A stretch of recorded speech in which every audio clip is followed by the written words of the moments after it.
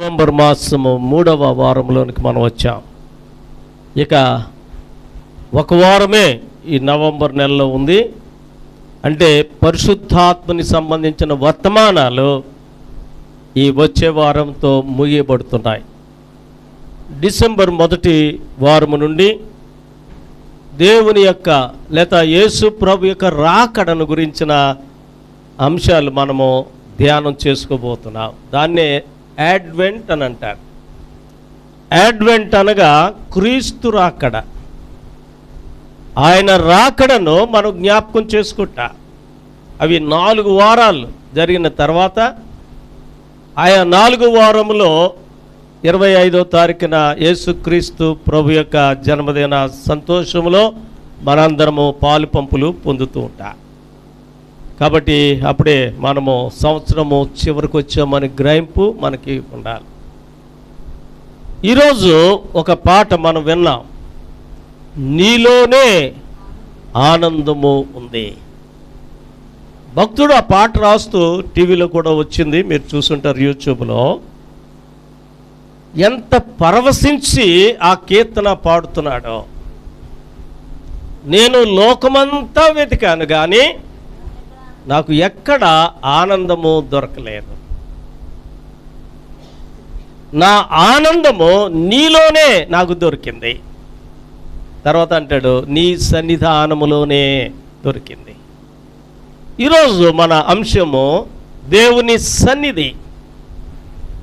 దేవుని సన్నిధి చదువుకుందాం. 84వ సంకీర్తన మొదటి వచనమే. తీసిన వారు ఒక్కొక్కరు ఒక్కొక్క కీర్తన ఒక్కొక్క వచనం చదవండి. అందరికీ అవకాశం ఇద్దాం. సైన్యములకు అధిపతియగు యెహోవా, నీ నివాసములు ఎంత రమ్యమైనవి. How lovely is your tabernacle, O Lord of host. సైన్యములకు అధిపతియగు యెహోవా, నీ నివాస స్థలములు ఎంత రమ్యమైనవి. దేవుని సన్నిధి అంటే దేవుడు నివసించే స్థానములు ఎంత రమ్యమైనవి. నిజానికి దేవుడు నివసిస్తున్న సమయంలో ఆ మందిరాలలో అవి పూరిపాక అవ్వచ్చు, ఇలాంటి రేకుల షెడ్ అవ్వచ్చు, లేక పెద్ద పెద్ద కెథెడ్రల్ అవ్వచ్చు. పెద్ద మందిరాలను ఏమంటారంటే కెథీడ్రల్స్ అని అంటారు. దానికి ఉదాహరణ మెదక్ చర్చిలో, తర్వాత వెలంకిని ఆ చర్చెస్ని మనం చూస్తే వాటిని దేవుని యొక్క నివాస స్థలములు అని అనుకుంటాం. కానీ యేసుప్రభు చెప్పారు, నేను ఎక్కడ 2-3 నా నామం పేట కూడి ఉంటారో అక్కడ నేను ఉంటాను. దేవుడు ఉండే స్థలమే నివాస స్థలము. ఆ నివాస స్థలము భక్తుడు అడుగుతున్నాడు, ఎంతో రమ్యమైనవి. అందుకనే ఇంగ్లీష్ బైబిల్ ఉంటుంది, హౌ లవ్లీ అని ఉంటాడు, ఎంత ప్రేమించదగిన స్థలములు. దేవుని సన్నిధి రమ్యమైనది. ఆ సన్నిధిని గురించి ఆ భక్తుడు పాడుతూ, నేను లోకమంతా తిరిగాను, నాకెక్కడ నాకు ఆనందము దొరకలేదు. 2 మాటలు ఉన్నాయి, జాయ్ అండ్ హ్యాపీనెస్. జాయ్ అంటే ఆనందము, హ్యాపీనెస్ అంటే సంతోషము. జాయ్ వేరు, హ్యాపీనెస్ వేరు. Happiness depends upon the happenings. సందర్భాన్ని బట్టి అవి ఉంటాయి. అమ్మాయి పుట్టినరోజు లేక అబ్బాయి పుట్టినరోజు ఎంత సంతోషమో, పెళ్లి రోజు ఎంత సంతోషమో, వివాహ దినము, ఆ నిశ్చయదార్థము అది ఎంతో సంతోషము. కాబట్టి ఒక సందర్భాన్ని బట్టి ఉండేది ఆ సంతోషము. కానీ జాయ్ అనేది నిత్యము ఉండేది. మన యానం పట్టణంలోనే మీరు చూస్తే హైవేలో కొద్ది గంటల సంతోషం కోసం వారు మద్యపానాన్ని సేవిస్తూ ఇదే ఆనందము అని అంటారు. ఆనందము కొన్ని గంటలు మాత్రమే. భక్తుడు అడుగుతున్నాడు, నీ సన్నిధానములోనే నాకు సంతోషము. ఎక్కడ చెప్పండి వాక్యం? 16వ అధ్యాయము 11వ వచనము, కీర్తన గ్రంథమే. జీవ మార్గమును నాకు నీవు తెలియజేసితివి, నీ సన్నిధిని సంపూర్ణ సంతోషము కలదు, నీ కుడి చేతిలో నిత్యము సుఖములు ఉంటాయి. ఎవరన్నా అడగండి, అమ్మ ఎలా ఉన్నారంటే సుఖం లేదు బాబు అంటారు. సుఖము అనగానే ఎక్కడుంటుంది?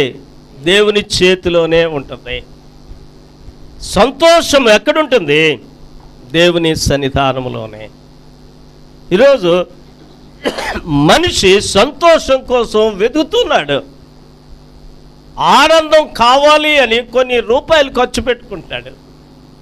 కానీ ప్రియులారా, ఈ సమయంలో భక్తుడు తను పాడిన పాటలో అడుగుతున్నాడు, నీ సన్నిధానములోనే నేను ఆనందాన్ని చూచాను. అందుకనే యాకోబు భక్తుడు ఒక మాట చెప్తాడు, తెలిసిన వారు తీయండి. యాకోబు పత్రికలో శ్రేష్టమైన మాట అక్కడ వ్రాయబడి ఉంది. ఇక్కడ భక్తుడు యాకోబు అంటాడంటే, చివరి అధ్యాయంలో ఆనందించుడి, ప్రభునందు ఆనందించుడి, ఎల్లప్పుడూ ఆనందించండి. ఒకవేళ ఆనందించవలసిన పరిస్థితులే వస్తే ఫిలిప్పీ పత్రిక 4వ అధ్యాయము 4వ వచనములో భక్తుడు ఫిలిప్ అడుగుతున్నాడు, ఎల్లప్పుడూ ప్రభునందు ఆనందించుడి. అండ్ అగైన్ ఐ సే, మరలా చెప్పుదును, ఆనందించుడి. ఎక్కడ ఆనందము? ప్రభులోనే ఆనందం. ఒకవేళ మనకి మన హృదయాన్ని సంతోషపరిచేది కేవలము ప్రభువులోనే, ప్రభు సన్నిధానములోనే దొరుకుతుంది. ఎల్లప్పుడూ ఆనందించండి. కొంతమంది ఏది అడిగినా ఇంట్లో బియ్యం లేదు, లేకపోతే అది లేదు, ఇది లేదు, ఇది లేదు అని భర్త ఎంత సంపాదించినా ఎక్కడో చోట అసంతృప్తే కనపడుతూ ఉంటుంది. ఏది అడిగినా లేదు లేదు లేదు లేదు అని ఉంటుంది. వారిలో తృప్తి అనేది ఉండదు. కానీ ఇదే భక్తుడు ఏం జ్ఞాపకం చేస్తున్నాడు? కిందకి రండి, 11వ వచనములో, నాకు కొదువ కలిగినందున నేను ఎలాగూ చెప్పుటలేదు, నేను ఏ స్థితిలో ఉన్నానో ఆ స్థితిలో సంతృప్తి కలిగి ఉండ నేర్చుకొనుచున్నాను. ఈరోజు కుటుంబాల్లో అనైక్యత, అశాంతి, రుణబాధలు, అనారోగ్యానికి కారణం ఏంటంటే మూలము, ద రూట్ కాజ్ ఏంటంటే అసంతృప్తి, తృప్తి లేదు. ఇక్కడ పౌలు ఫిలిప్పీ సంఘానికి రాస్తే ఏమంటాడంటే, ఏ స్థితిలో ఉన్ననో సంతృప్తి కలిగి ఉండ నేర్చుకొనుచున్నాను. The still continuous process. ఈ రోజుతో ఫుల్ స్టాప్ అయిపోయింది కాదు, ఈ రోజుతోనే అయిపోయింది కాదు. సోదరులు తెలుసుకోవాలి, మీ భర్తల యొక్క ఆదాయం ఎంతో తెలుసుకుని దానికే మీ ఖర్చులన్నీ లిమిట్ చేసుకుంటూ ఉండాలి. ఎప్పుడైతే సంతృప్తి లేదో అశాంతి వస్తుంది. అశాంతి వలన రుణబాధలు పెరుగుతాయి. రుణబాధలు పెరుగుతాం వల్ల స్ట్రెస్ ఫార్మ్ అవుతుంది. చివరకు రకరకాలైన పరిస్థితులకు దారి తీస్తూ ఉంటుంది. ఆధ్యాత్మికమైన స్థితిలో మాత్రమే కాదు, ఆర్థిక పరమైన విషయాలలో కూడా మనం సంతృప్తి కలిగి ఉండాలి. యేసు ప్రభు వారు 5 రొట్టెలు 2 చిన్ని చేపలు ఆ చిన్న బాలుడి దగ్గర తీసుకుని దాన్ని ప్రార్థన చేసి ఆశీర్వదించి, మీరు వెళ్ళి పంచండి, ఆయన విరిచి వాడికి ఇచ్చాడు. ఈ 5 రొట్టెలు అంతకుముందు ఫిలిప్ ఏమన్నాడంటే, ఇది ఎంతమందికి సరిపోద్ది, కానీ అది ప్రభు చేతిలోనికి వెళ్ళినప్పుడు అది 5,000 కంటే మించిన అభివృద్ధి ఆ రొట్టెల్లో చూశారు. దానికి కారణం ఏంటో తెలుసా? యేసు ప్రభు యొక్క దీవెనలు ఉండాలి. మీకు రాబడి కొద్ది ఆ కొద్ది జీతాన్ని ప్రభు చేతిలో పెట్టాడు. ప్రభు చేతిలో పెట్టినప్పుడు ప్రభు దానిని ఆశీర్వదిస్తాడు. ఎలాగో తెలుసా? ప్రపోర్షనేట్గా 30 అంతులుగా, 60 అంతులుగా, 100 అంతులుగా, ఒకేసారి 100 fold ఆశీర్వాదాలు రావు మనకి. మనము కొద్ది కొద్దిగా ఆశీర్వాదాలు పొందుతూట. కాబట్టి చాలా కుటుంబాల్లో లేమికి కారణం ఏంటి అనంటే తృప్తి కలిగి లేకపోవడమే. ప్రియులారా, ఈ సమయంలో ఒకటి దేవుని సన్నిధానములోనే సంతోషము, ఆనందము మనకి జరుగుతుంది. అదే సమయంలో ఆర్థిక పరమైన విషయాలలో కూడా దేవుడు మనను ఆశీర్వదించాలి. ఒక వచనాన్ని తరచూ మీకు చూపిస్తాను. ఎక్కడ? యోహాను పత్రికలో శ్రేష్టమైన అభివృద్ధి ప్రపోర్షనేట్గా ఉండాలి. 3వ పత్రిక 2వ వచనము, ప్రియుడా నీ ఆత్మ వర్ధిల్లుచున్న కొలది నీవు అన్ని విషయములలో వర్ధిల్లుచు సౌఖ్యముగా ఉండవలని ప్రార్థన చేస్తున్నాను. భక్తుడు ప్రార్థన చేస్తున్నాడు, మీరు వర్ధిల్లాలి, సౌఖ్యంగా ఉండాలి. అది దేవుని యొక్క ఉద్దేశం. ఒక విశ్వాసి ఇతరుల ముందు చేతులు చాపేవారుగా ఉండకూడదు. ఒక విశ్వాసి ఉన్నవారందరికంటే నేను తక్కువ వాడని అనే నిరాశ నిస్పృహకులు వెళ్ళుకోకూడదు. దేవుడు నాకు ఏ స్థితిలో నన్ను ఉంచాడో ఆ స్థితిలో ఉండే నేను దేవునిని గణపరుస్తాను. నాకు ఇవ్వడిన కొద్ది రాబడిలోనే దేవునిని మహిమపరుస్తాను. మొదట దేవుని యొక్క సూత్రం ఏంటి తెలుసా? ఆత్మ వర్ధిల్లాలి, విశ్వాసములో అభివృద్ధి చెందాలి. ఇందాక చదువుకున్న యేసు ప్రభు యొక్క కొండ మీద ప్రసంగంలో మీరు మొదట దేవుని రాజ్యమును, నీతిని వెతకండి, అప్పుడు ఇవన్నీ మీకు యాడ్ అవుతూ ఉంటాయి. మనకేమి కావాలో దేవునికి తెలుసు. మనకేది అవసరమో, మనం ఏం తినాలో, మనం ఏం ధరించాలో మనకంటే బాగుగా మన పరలోకపు తండ్రికి తెలుసు. యేసు ప్రభు వారిని నేను చెప్తుంటాను, ఆయన గుడ్ టీచర్, మంచి బోధకుడు. ఆకాశ పక్షులను చూపించి చూడండి, వాటిని ఆకాశ పక్షులను చూడండి, అవి విత్తవు కోయవు, కానీ మన పరలోకపు తండ్రి వాటిని పోషిస్తున్నాడు. మీరు వాటికంటే బహుశ్రేష్ఠులు. ఒక పక్షినే, ఒక పిచ్చుకనే దేవుడు ఆకలి తీరుస్తుంటే అరచుచుండు పిల్ల కాకులకు కూడా దేవుడు ఆహారం ఇచ్చే దేవుడు. ఈ సృష్టికే కిరీటమైన ఈ మానవులమైన మనలను పస్తులుంచే దేవుడు కాదు. కారణం ఏంటంటే మనము తలకిందులు చేస్తున్నాం, ఆత్మను వెనకనెట్టి శరీరాశలను ముందు పెడుతున్నాం. ఇది చాలామంది విశ్వాసంలో లోపించిన లోపం ఏంటనంటే ఆత్మకు ప్రాధాన్యత ఇవ్వాలి, ఆత్మను పోషిస్తూ ఉండాలి, ఆత్మకు కావలసిన ఆత్మీయ ఆహారాన్ని భుజించాలి. ఎక్కడో తెలుసా? ఆయన సన్నిధానములోనే. ఈ వాక్యమే మనకు ఆహారము. మనుష్యుడు రొట్టె వలన మాత్రము జీవించడు, కానీ దేవుని నోట నుండి వచ్చు ప్రతి మాట వలన జీవించును. భక్తుడు యోహాను అంటున్నాడు, ఓ ప్రియుడా నీ ఆత్మ వర్ధిల్లుతుందా? ప్రశ్న వేసుకోండి. ఇక్కడ నాతో మాట్లాడుతున్నాడు, మనందరితో మాట్లాడుతున్నాడు, ఈ లైవ్ చూస్తున్న వారితో కూడా మాట్లాడుతున్నాడు. నీ ఆత్మ వర్ధిల్లుతుందా? నీ ఆత్మకు కావలసిన ఆహారాన్ని దినదినము పెడుతున్నావా? వాక్యం చదివి ప్రార్థన చేసుకుని దేవుని సన్నిధానంలో ఆనందిస్తూ ఉంటే నీ ఆత్మ వర్ధిల్లుతూ ఉంటుంది. ఈ ఆత్మకు శరీరానికి పోరాటము నిత్యము జరుగుతుంది. ఒక దొరసనమ్మ గారు చాలాసార్లు చెప్పిన వర్తమానమే, 2 కుక్కలను పెంచుకుంటున్నారు. ఒకటి తెల్ల కుక్క, ఒకటి నల్ల కుక్క. రోజు మార్నింగ్ ఈవినింగ్ వాక్ తీసుకెళ్తూ ఉండేవి ఆమె. తీసుకువెళ్తుంటే ఒకరోజు ఒక ఆయన అడుగుతున్నాడు, అమ్మ ఈ 2 కుక్కలు దెబ్బలాడుకుంటే ఏది గెలుస్తుంది? అయ్యా దెబ్బలాడుకోవు, చాలా ఫ్రెండ్లీగా ఉంటాయి అని చెప్పింది. కాదులే కానీ ఒకవేళ దెబ్బలాడితే ఏ కుక్క గెలుస్తుంది? చాలా సింపుల్గా చెప్పింది, ఏ కుక్కకు ఎక్కువ ఆహారం పెడతామో అదే గెలుస్తుంది, దేనిని బలముగా పెంచుతామో అదే గెలుస్తుంది.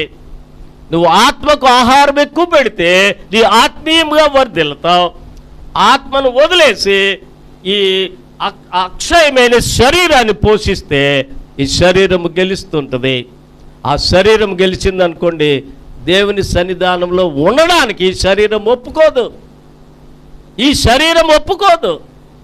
ఎంతసేపు కూర్చుంటాం అని ఇంటికి వెళ్ళి పడుకుంటే బాగుంటుంది కదా, లేక టీవీ చూస్తే బాగుంటుంది కదా, లేక ముసలమ్మ ముచ్చట్లు పెట్టుకుంటే బాగుంటుంది కదా అని ఈ శరీరము శరీరాశల వైపు మొగ్గు చూపుతూ ఉంటుంది. నీ ఆత్మ వర్ధిల్లుతూ ఉంటే నీ ఆత్మ సంబంధమైన విషయాలలో ఎక్కువ ఆసక్తి కలిగి మనము ఈ లోకంలో ఉంటాం. ఇక్కడ అడుగుతున్నాడు, నీవు అన్ని విషయాలలో విశ్వాసులు అనేవారు దీనంగా, పేదవారిగా, లేక చిరిగిపోయిన బట్టలు వేసుకుని ఇతరుల వైపు చేతులు చాపేవారుగా ఉండకూడదు. కారణం ఇక్కడ ఏమంటాడంటే, నువ్వు అన్ని విషయాలలో వర్ధిల్లాలి, మరలా సౌఖ్యముగా ఉండాలి. మీరు సౌఖ్యంగా ఉండాలి. దేవుని యొక్క ఉద్దేశం ఏంటంటే, దేవుడు మనకిచ్చిన దానిలోనే సౌకర్యవంతమైన జీవితాన్ని మనం జీవించాలి. సౌకర్యవంతమైన మన జీవితాలు మనం జీవించాలి. ఈ లోకంలో అన్యుల వలె మనమును కూడా వారు గొప్పవారు పేదవారు అనే భావన కాకుండా, నా దేవుడు నాకు ఏదైతే ఇచ్చాడో దానిలోనే నేను ఆనందించేవాడిగా ఉండాలి అని దేవుని యొక్క ఉద్దేశం. అంత మాత్రమే మనుషులను తృణీకరించమని కాదు నా మాట. వాక్యం చూపిస్తాను. 123వ సంకీర్తన మీరు చూడండి. 123వ సంకీర్తన 2వ వచనం నేను చదువుతున్నాను. అందరూ తీయాలి బైబిల్లో. 123:2లో దాసుల కన్నులు తమ యజమానుని చేతి తట్టును, దాసి కన్నులు తమ యజమానురాలి చేతి తట్టును చూచునట్లు మన దేవుడైన యెహోవా మనలను కరుణించు వరకు మన కన్నులు ఆయన తట్టు చూడాలి. ఆయన వైపు చేతులు చాపాలి. ఆయన సహాయాన్ని వేడుకోవాలి. ఒక దాసుడు తన యజమాని వైపు చూస్తాడు, ఏదైనా సహాయం చేస్తాడో ఏమో అని.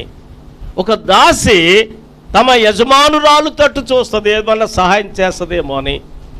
అలాగున మన దేవుడైన యెహోవా మన యజమానుడు, మన కలుగ చేసిన దేవుడు, ఆయన మన తండ్రి. కాబట్టి ఆయన వైపు ఇక్కడ ఒక మాట ఉంది, మన దేవుడైన యెహోవా మనలను కరుణించు వరకు. ఎంతసేపు చేతులు చాపాలి అని ఒకవేళ ఏమైనా ప్రశ్నిస్తే, దేవుడు కరుణించే వరకు, దేవుడు మన మీద తన ప్రసన్నతను కుమ్మరించే వరకు మనము కన్నులెత్తి చూస్తూ ఉండాలి. ప్రియులారా, ఈ సమయంలో భక్తుడు ఎంత చక్కగా దేవుని సన్నిధానాన్ని గురించి ఆ కీర్తన పాడాడు.